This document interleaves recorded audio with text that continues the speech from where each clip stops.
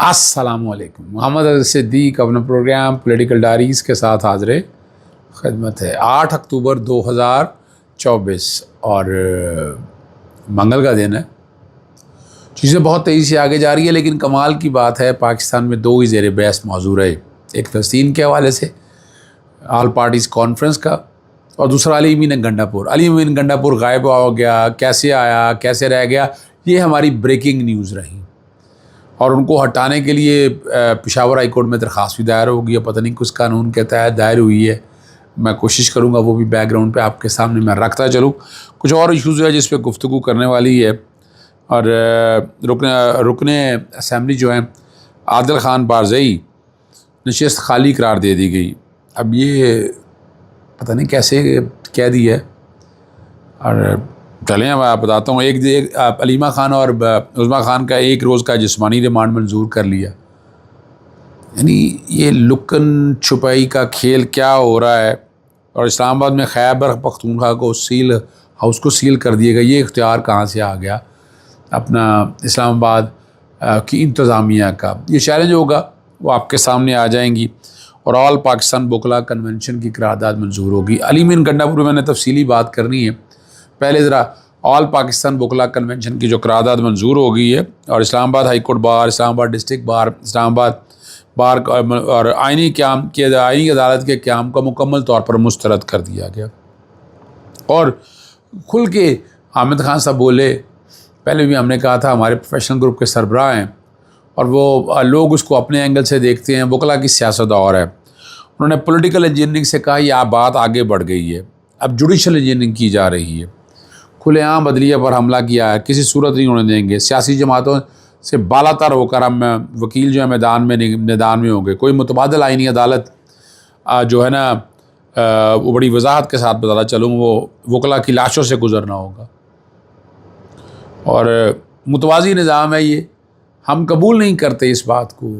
بھئی ہائرارکی کا نظام موجود ہے، ہائی کورٹ موجود ہے، سپریم کورٹ موجود ہے. آئینی عدالت کا مطلب کیا ہے کہ صرف چند آپ اپنے ذاتی کیسوں کو فائدہ لینے کے لیے، یا تو بتائیں نا کہ آپ نے جنرلائز عام آدمیوں کے لیے کیا کچھ کیا. اگر کچھ کیا ہے تو پھر بات بھی سمجھ میں آتی ہے، ورنہ بات تو کچھ سمجھ میں نہیں آتی ہے. لیکن ایک بات جو اب اگلی بات ہے وہ لیگی رکن عادل خان بارزئی کی نشست خالی قرار دے دے گی. اور پارٹی ہدایت کی خلاف ورزی پر مسلم نون کے قائد نواز شریف کی جانب ریفرنس پر اور رکن قومی اسمبلی عادل خان بارزئی کی نشست خالی قرار دے دی گئی ہے. قومی اسمبلی سیکریٹریٹ نے الیکشن کمیشن کو باضابطہ طور پر آگاہ کر دیا. 1 ووٹ اور کم ہو گیا. اور قومی اسمبلی سیکریٹریٹ نے 262 حلقہ جو ہے نا این خالی قرار دیا گیا. آرٹیکل 63 کے تحت عادل خان بارزئی کی نشست خالی رکھی جائے گی. پارٹی سربراہ نواز شریف نے عادل خان ریفرنس دائر کیا تھا. حلقہ 262 کوئٹہ 1 سے منتخب ہوئے تھے. بجٹ سیشن کے دوران پارٹی ڈائریکشن کے خلاف ورزی پر ریفرنس دائر کیا تھا. کیا کہتے ہیں ممبر نے بجٹ سیشن کے دوران پارٹی ڈائریکشنز کی خلاف ورزی کی ہے. اور حکومتی بینچ سے اٹھ کر اپوزیشن بینچز پر چلے گئے، لہٰذا ان کے خلاف اب یہ دیکھنا یہ ہوگا کہ وہ پارٹی کے طور پر آئے ہیں یا نہیں آئے ہیں. اب اس پہ الیکشن کمیشن نے پورا ایک آرڈر پاس کیا تو اس کو چیلنج کیا جا سکتا ہے. یہ اپنی جگہ موجود ہے. لیکن یہ جہاں تک آرٹیکل 63 کے حوالے سے ہے کہ 3 چیزیں ہیں: اعتماد یا عدم اعتماد، یا آپ بجٹ پہ ڈائریکشنز دیتے ہیں. اب یہ ایک بینچ ہے، دوسرے بینچ پر بیٹھنا نہیں ہے. اگر بجٹ پاس نہ کرنے کے خلاف دیے تو بات اور ہے، وہ آرڈر دیکھ کر فیصلہ کیا جا سکتا ہے کہ کیا ہو گیا. وزیر اعلیٰ خیبر پختونخوا کو جو ہے نا وہ عہدے سے ہٹانے کی درخواست ہے کہ وزیر اعلیٰ کو تو ہٹا نہیں سکتے ہیں نا. اس کا طریقہ کار ایک ہی ہے، تحریک عدم اعتماد لانی ہوتی ہے. اس کے علاوہ اور کوئی حال نہیں ہے وزیر اعلیٰ کو ہٹانے کا. اگر M N A M P A کے طور پر ہٹانا چاہتے ہیں تو آرٹیکل 63 کے تحت ریفرنس S63(2) کا ریفرنس فائل کرتے ہیں. اور الیکشن کمیشن سمجھتا ہے کہ ان میں سے 62 آرٹیکل، ابھی تو کوئی جتنی جو باتیں کہی ہیں وہ آپ کے سامنے پڑھ دیتا ہوں، یہ ایک مفروضوں پر مبنی ہے. اور کوشش ہے بس توجہ ہٹانے کی کہ توجہ ہٹ جائے اور ان چیزوں کی طرف آ جائے. اور عزیز الدین کاکا خیال نے پشاور ہائی کورٹ میں دائر کی گئی تھی. انہوں نے کہا ہے کہ ہجوم کے ساتھ پنجاب میں کئی جرائم کیے ہیں. انہوں نے موقف اختیار کیا ہے نا علی امین گنڈا پور، انہوں نے کہا ہجوم کے ساتھ پنجاب میں کئی جرائم کیے اور عمران خان کی رہائی کے لیے غیر قانونی اقدامات کر رہے ہیں اور اپنے حلف کی پاسداری نہیں کر رہے. جبکہ وزیر اعلیٰ وفاق کے خلاف عوام کو اکسا رہے ہیں. وزیر ریاست کو ریاست کے ساتھ لڑانا چاہتے ہیں اور گورنر اور الیکشن کمشنر کو وزیر اعلیٰ خیبر پختونخوا کی برطرفی کا حکم دیا جائے اور انہیں درج مقدموں میں فوری گرفتار کیا جائے کہ علی میر گنڈا پور غیر قانونی طور پر روک کر وزارت عہدہ کہ اب یہ جو باتیں ساری کہی ہیں یہ فرمائشی درخواست ہے اور جن کی فرمائش دائر کی آپ کو اندازہ ہو جانا چاہیے. میں صرف بتانا چاہوں اس طرح نہیں وزیر اعلیٰ کو ہٹایا جا سکتا. ہٹانے کا ایک پورا پروسیس دیا, اس پروسیس سے گزرنا پڑتا ہے. پہلے ایم پی اے کے طور پر نااہل ہوں گے, پھر آپ جیسے یوسف گیلانی کو بطور ایم این اے توہین عدالت میں سزا ہوئی تھی تو اس کے بعد انہیں ایم این اے سے ہٹایا گیا تھا. تو آپ جب ایم این اے نہیں رہے تو وزیر اعظم نہیں رہ سکتے. اسی طرح جب ایم پی اے نہیں رہیں گے تو یہ درخواست پہ اعتراض لگا ہے اور یہ فرمائشی درخواست ہے اور جن کسی کے کہنے پہ دائر کی ہے وہ آپ سمجھ سکتے ہیں کہ وہ کون ہے. اب یہاں ایک بات جو بڑی زبردست رکھنی ہے, جو بڑی باتیں ہو رہی ہیں کہ جناب علی مین گنڈا پور جو ہیں کیسے برآمد ہوئے, کیسے آنا ہوا, کیسے جانا ہوا. دیکھیں ایک بات تو بڑی واضح ہے, دو طرح سے بات چل رہی ہے. ایک تو چل رہی ہے کہ یہ نامعلوم لوگوں کے پاس تھے اور انہیں رکھا گیا تھا پاس تاکہ جو ہے نا ڈی چوک کے اوپر دھرنا نہ ہو سکے. اور وہ بنیادی بات یہی بتاتے ہیں کہ شنگھائی کانفرنس یا باقی معاملات کو دیکھنے کے حوالے سے یہ ایکشن لیا ہے.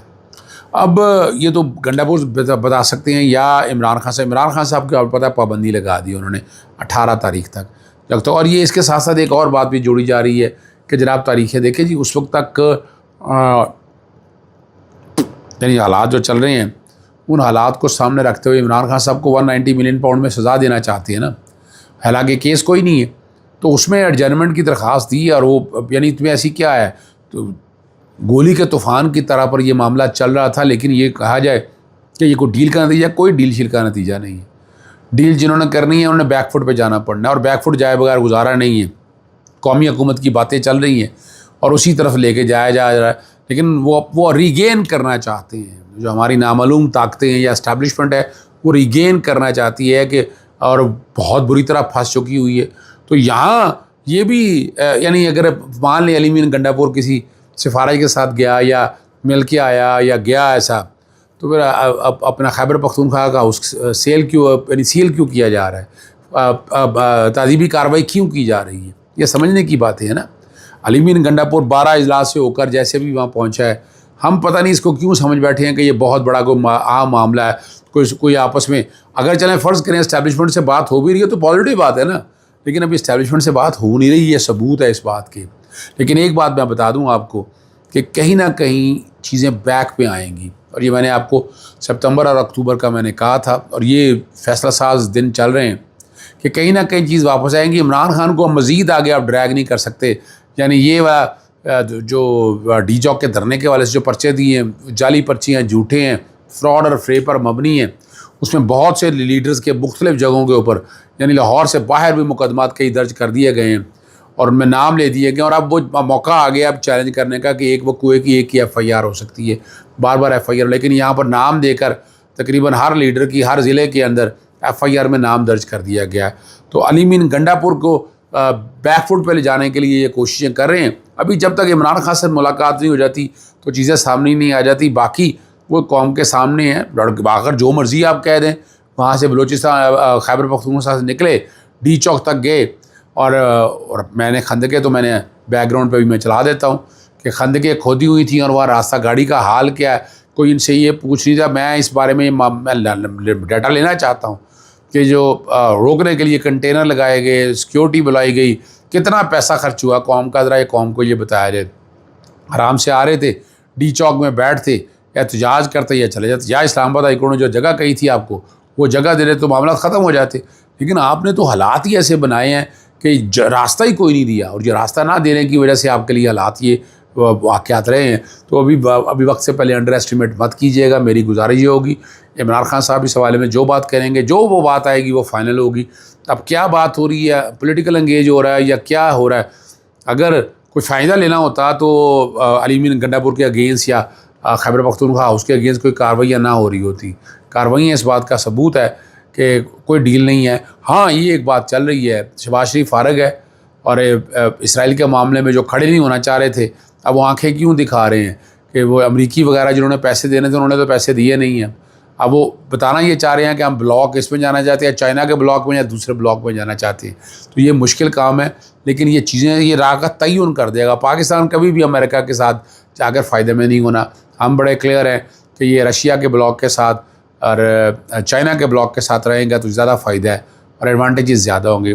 علیمہ خان اور عظمیٰ خان کی ایک روزہ جو ٹرانزیٹری ریمانڈ دے دیا ہے, کیس قابل اخراج ہے, یعنی کوئی مشکل نہیں ہے, نہ کوئی چیز برآمد ہوئی ہے, نہ کوئی ایسی چیز ہے, نہ کوئی ایویڈنس ایسی ہے, ہوائی باتیں ہیں.